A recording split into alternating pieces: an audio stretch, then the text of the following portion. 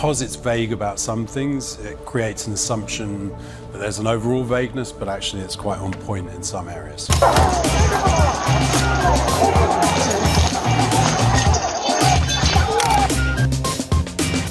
We are not European, we are British!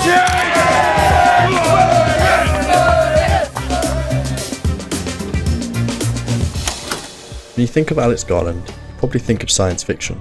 From Ex Machina to Annihilation, Garland has made a name for himself as a director of complex but small-scale movies centered around themes like identity. His latest movie Civil War made headlines when it was announced. It would be A24's most expensive movie, a reported $50 million production from the world's most well-known indie production house. It seemed like an odd match.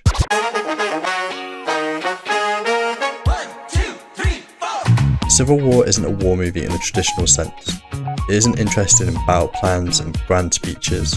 Instead, we follow a group of reporters as they seek to document the final moments of a war that's clearly ripped America in two. There are no heroes or villains, no side to root for, just the horrors of war and those who were present to tell its stories.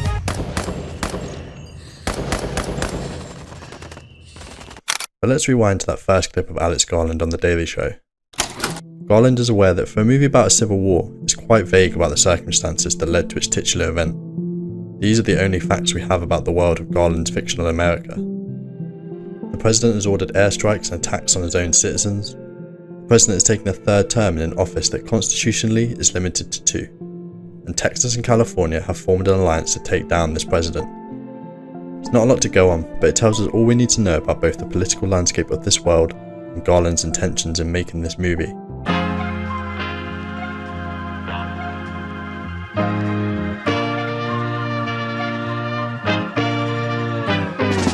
First, it's clear that he isn't ignorant of the real politics surrounding a film like this. Despite initial reactions to having Texas, a traditionally conservative state, and California, a traditionally liberal state, as allies in the Civil War, this alliance and its seeming impossibility prevents audiences from inserting their own political parties into their reading of the movie. We can't pick a side in this world because it's unclear which side is our side. He does this a lot. In one scene, Lee is being praised for her coverage of the Antifa massacre, and then Garland just moves right on without telling us if Antifa were the perpetrators or victims of the massacre. He makes allusions to real-world analogues but stops short of giving us the heroes or villains. He does this for 2 reasons.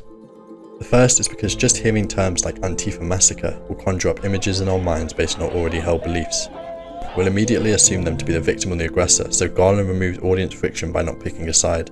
The second is that by not being entirely explicit in the politics of the film, it becomes understandable to an audience outside of America who might be unaware of things like the red and blue divide. So what then is Civil War about? We record so other people ask. Want to be a journalist? That's the job. Ultimately, this is the exercise Garland is playing out here. Like Jesse, he has recorded these events and refuses to tell us who is right or wrong, instead making us ask the question. There is a clear reverence for the work of war journalists in this film, and the importance of a free press in a democratic society. Lee Miller's character shares her name with real-life photojournalist Lee Miller, who is most well known for her photos of the Nazi death camps during World War II. The work she did was paramount in conveying the horrors of these camps to the world, providing irrefutable evidence of the Holocaust to ensure that it is never forgotten, and its existence can never be denied. It's no coincidence then that many of the film's tense and violent scenarios take place in secluded locations, in the absence of crowds, and more importantly, witnesses. Like the real Lee Miller, it's up to these reporters to be witnesses, documenting horrors that the world might not have ever known about, also might not have truly understood without visual evidence. Civil War is a warning.